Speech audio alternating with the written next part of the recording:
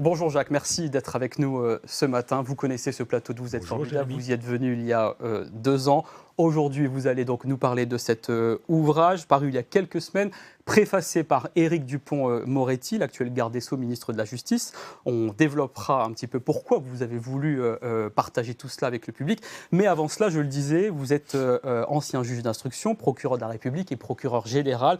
Quelle est la différence entre un juge et un procureur ? Alors, ce sont des magistrats, procureurs, juges d'instruction. Le juge d'instruction est un magistrat du siège, indépendant, qui instruit des affaires, notamment criminelles. Le procureur de la République est un magistrat du parquet, qui, au nom de la société, exerce des poursuites pénales et va demander des sanctions devant un tribunal ou une cour d'assises. Et quelles sont les études qu'il faut faire si on veut exercer l'un des deux métiers ? Alors, la voie classique, ce sont des études de droit ou de sciences politiques, bac plus 5, on va dire, et ensuite de passer le concours de l'École nationale de la magistrature. Mais on peut devenir magistrat par des voies parallèles également dans le cours de sa carrière, si on le souhaite. Et que diriez-vous à celles et ceux qui font partie de la nouvelle génération, qui doivent faire un choix d'orientation et qui aimeraient exercer les fonctions que vous avez pu occuper ? Je leur dis, allez-y. Surtout qu'en ce moment, il y a beaucoup de postes qui sont proposés, qui sont offerts au concours. On recrute des magistrats, on recrute des jeunes magistrats. Donc, pas seulement les juristes, mais des gens qui aiment le contact avec l'humain, avec l'être humain, et qui ont envie de faire un métier utile, avec de grandes responsabilités. C'est un très beau métier. Je ne peux qu'encourager les étudiants à se diriger dans cette voie. Et c'est pour cela que vous avez choisi cette voie au début de votre carrière ? Oui, c'est-à-dire que je me suis retrouvé un peu au ministère de la Justice, un peu par hasard, et je me suis dit, être magistrat, c'est aussi être dans la rencontre avec l'autre et dans ces décisions importantes qu'on peut prendre tous les jours, qu'un magistrat, pas forcément un magistrat pénaliste, mais un magistrat ordinaire peut prendre et qui touche très directement la vie des personnes. Et est-ce que vous vous souvenez de la première fois où vous avez côtoyé le crime ? Oui, j'étais juge d'instruction. Je voulais d'ailleurs démarrer dans ce métier en étant juge d'instruction. J'étais dans l'Aveyron, à la campagne, à Rodez exactement. Et je me souviens d'avoir été saisi assez vite d'un crime de sang qui s'était produit, un crime sordide, où un forain avait tué une autostoppeuse. Et on a pu d'ailleurs élucider le crime par chance. Et c'était ma première rencontre avec un meurtrier présumé, un drôle de personnage qui d'ailleurs qu'on a retrouvé mort avant son procès. C'était ma première affaire criminelle. J'en ai eu malheureusement des centaines et des centaines d'autres par la suite. Mais qu'est-ce qui vous a donné envie de vous y frotter, d'être au contact du crime régulièrement ? Alors, j'ai toujours été un lecteur de classiques, Edgar Poe, Maupassant, où le crime rôde, le crime est présent. Et puis, je pense que la nature humaine apprend beaucoup.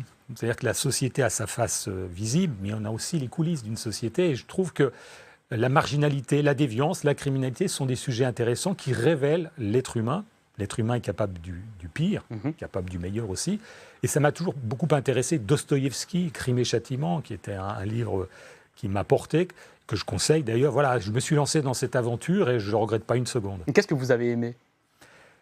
Aimer à la fois la traque, la chasse, retrouver un coupable, interroger quelqu'un qui est suspecté d'un crime ou d'un délit, chercher la vérité, cette fameuse vérité judiciaire, et de faire en sorte que la société juge ces personnes qui ont fauté, qui ont commis quelque chose, avec l'idée quand même que tout être humain peut se réinsérer, que même le pire des criminels garde une lueur d'espoir de réinsertion et qu'il ne faut pas voir nos concitoyens comme des criminels en puissance. Mais cette confrontation avec le réel m'a toujours passionné. Et est-ce que vous auriez aimé faire certaines choses autrement ? Oui, certainement. Il y a des choses que j'ai ratées, des choses que je n'ai pas faites. Je regrette, quand j'étais juge d'instruction, jeune juge d'instruction à Lyon notamment, de ne pas avoir été assez au contact des victimes, des proches de victimes. Faute de temps, on avait beaucoup de dossiers et parce qu'à l'époque, on ne pensait pas forcément beaucoup aux victimes, on pensait aux affaires et on négligeait, et moi le premier, ces contacts que souhaitent aujourd'hui les familles. La justice est un monde clos, mal connu, impressionnant. Et il faut que nous fassions des efforts, que les magistrats fassent des efforts pour aller vers les personnes. Et quand j'étais plus jeune, je suis passé à côté, je pense sincèrement, de situations humaines que j'ai peut-être mal appréhendées. On peut banaliser le crime parce que c'est son quotidien. Et je fais mon mea culpa dans le livre, d'ailleurs, je l'explique. Mais aujourd'hui, on ne peut plus fonctionner comme ça. Les choses ont changé. Et quels sont les profils que vous n'avez pas apprécié côtoyer ? Parce que vous êtes un être humain aussi, donc il y a des moments où ça a dû être difficile d'être à leur contact. Alors, quand on est juge d'instruction, on est confronté au pire, évidemment, des gens qui ont commis un acte grave, quelquefois extrêmement grave. Peut-être que ceux que j'ai le moins aimés, j'en ai rencontré malheureusement beaucoup dans mon poste à Lyon, mais dans d'autres, les pères incestueux, les incestes familiaux. Malheureusement, on en a beaucoup. Il y en a dans tous les tribunaux de France et de Navarre. Des gens sans grand intérêt sur le plan intellectuel, souvent méprisant de la souffrance qu'ils ont causée à leurs enfants et niant quelquefois l'évidence, ou en faisant porter sur leurs enfants la responsabilité de leur acte. Donc des gens pas très intéressants. Finalement, les gros voyous m'ont plus apporté dans l'échange que ces individus-là. Qu'est-ce qui vous a le plus touché au cours de votre carrière ? J'ai été touché, alors, surtout en tant que procureur de la République, que j'ai exercé pendant 15 ans dans différents tribunaux, alors en Corse, à Marseille notamment, et j'allais très souvent sur les scènes de crime. J'aimais beaucoup m'imprégner de la situation. Je suis allé sur des dizaines de règlements de compte à Marseille, et on en parle encore aujourd'hui, malheureusement, où là, vous êtes dans une forme de sidération. Vous voyez 1, 2, 3 personnes tuées à coups de fusil d'assaut, le visage éclaté dans un véhicule, et là, vous avez du silence, les policiers s'affairent, puis vous entendez, j'ai le souvenir encore de cris d'une mère ou d'un père à quelques dizaines de mètres qui savaient que leur fils était là, tué, et ça, c'est des images extrêmement fortes qui m'ont marqué. L'environnement, vous savez, dans un crime, avec les professionnels d'un côté, mais aussi l'émotion des habitants et de la famille qui est quelquefois pas très loin. Est-ce qu'il vous est arrivé de vous sentir en danger ? Non, pas véritablement. J'ai eu des gardes du corps après l'assassinat du préfet Rignac en 1998 à Ajaccio. J'étais en poste là-bas.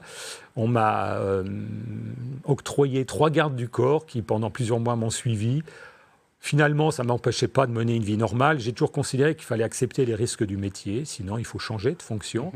J'ai eu quelques lettres de menaces, mais rien de sérieux. Et là encore, ça fait partie du métier. Si on ne l'accepte pas, il faut être lucide et suivre une autre voie.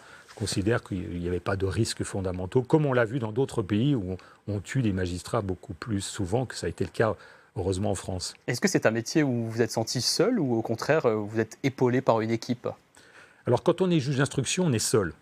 Et ça m'a pesé. Au bout de 10 ans, j'ai voulu justement être plus dans du collectif. C'est pour ça que je suis devenu procureur de la République. Parce que le procureur de la République, il est avec une équipe de collègues, de substituts, de vice-procureurs. Et en général, cette équipe agit ensemble pour évaluer une situation, pour se déplacer sur un gros accident, sur un crime. Et ça, j'ai beaucoup aimé cet échange avec d'autres, des plus jeunes ou des gens de ma génération, et ça, c'est quelque chose qui m'a beaucoup apporté. Et vous dites dans votre livre que le procureur est un urgentiste pénal qui intervient à toute heure du jour et de la nuit. Comment vous avez vécu ce rythme où à n'importe quel moment on peut vous appeler ?